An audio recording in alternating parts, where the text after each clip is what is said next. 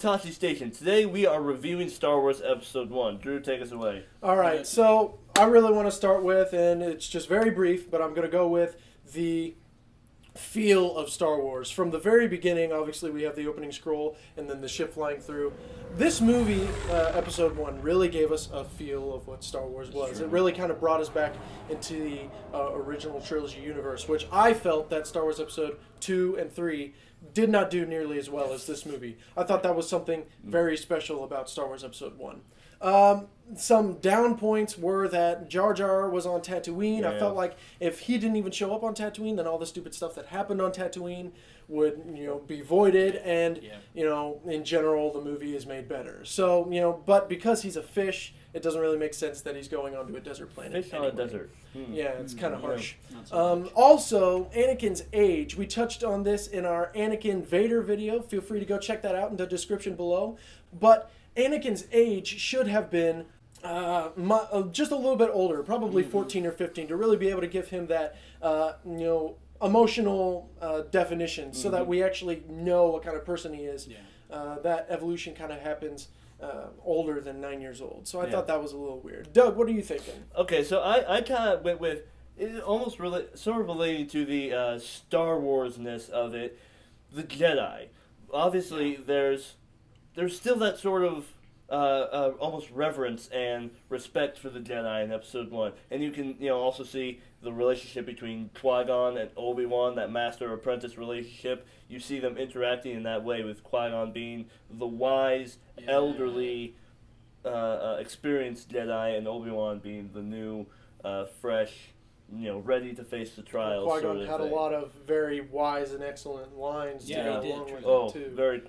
Lots of good quotes there. Mm-hmm. But you also see, in the Jedi Council, it's almost solemn in a way, but at the same time very prestigious and high up. And I think the way that it was portrayed was very intense in a way. Sure. Very cool. Second thing, the lightsaber battles, going along with the Jedi idea, the lightsaber battles, and the action in general. Awesome. That's about all I got for it. But, it was the way it was choreographed. Ray Park, obviously, we know he played Darth Maul, and he was incredible. He brought us the double-bladed lightsaber, and there's a certain tempo to the way Jedi are battling in the movie. There's a tempo, there's a dance to it, like we see in the old movies with the sort of fencing sort of style. And I think it was really cool how they were able to transition that idea over. And I think it was not overdone. And I think it was just really, really cool. Awesome. Devin? Very cool. Okay, so for me, it breaks into three pieces. First, we need to talk about the characters. I thought the characters were fabulous. Obviously, we get to see the early stages of some characters that we've seen before. We get to see Anakin. We get to see Obi-Wan. We even get to see Yoda in an earlier state. That's very cool. Seeing Yoda outside of Dagobah is a little weird for me. I'll admit, it was weird when I first saw it. But it's very appropriate. I liked the way they handled him in Episode 1. And, hey, he was a puppet every once in a while. There's something to that. I digress. Anyway, so the characters were really great. Seeing the early stages, Anakin, I think, was sufficient. Obi-Wan, I thought, was nearly flawless. Qui-Gon, oh my goodness. Thank goodness we got to see a Jedi in his prime, real Jedi. Yeah. Holy cow. He was awesome. Then we move into characters like we could see Sidious playing, the Chancellor role, and this is kind of interesting, or Senator at the time, becomes Chancellor. And then we get to see Natalie Portman. We get to see Leia's, Leia and Luke's mom, which is kind of interesting. She looks like Leia. I appreciated that. So the casting, just in general, I thought was really good. The character development, I thought was really good. And I can even get behind some of the humorous stuff and like Jar Jar and C-3PO and some of that stuff because the Star Wars universe has always had an air of humor in it, even though I'll admit we've probably gone a little far with some of the Jar Jar humor, okay?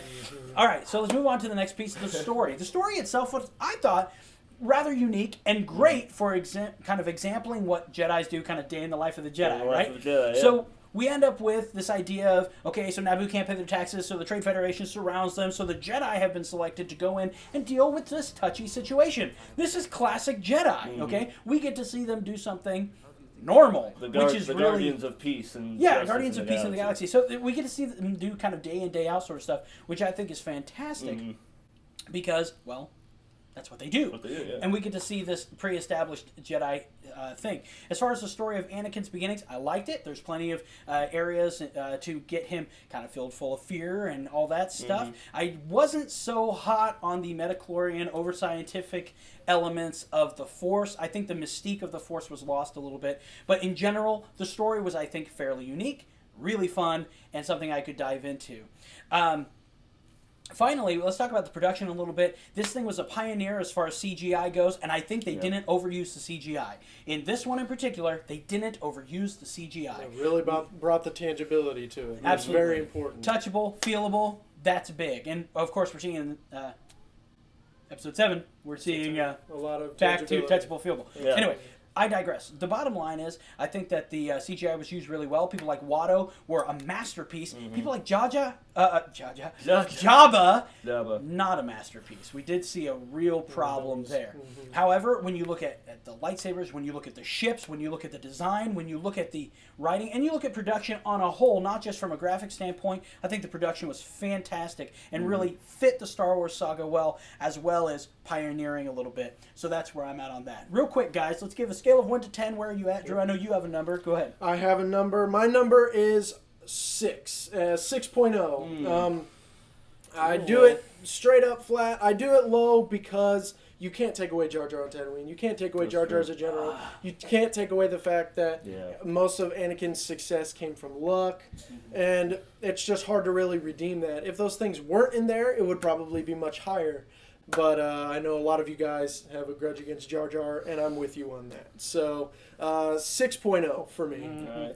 Well, I give it a 7.5, and maybe that's because I'm a teeny bit biased, childhood favorite, but I think it's a lot easier for me to look past Jar Jar, just kind of ignore him almost in a way, and just kind of focus on what's good about the movie. Focus on the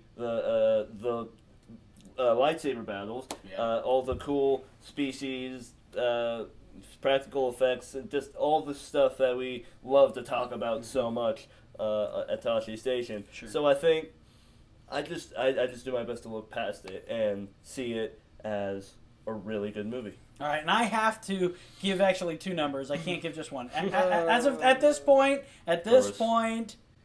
it's an 8 for me. I still love this movie. But the reason it's an 8, and I'm going to be very, very honest, is because when I first saw it, it was a 10.0.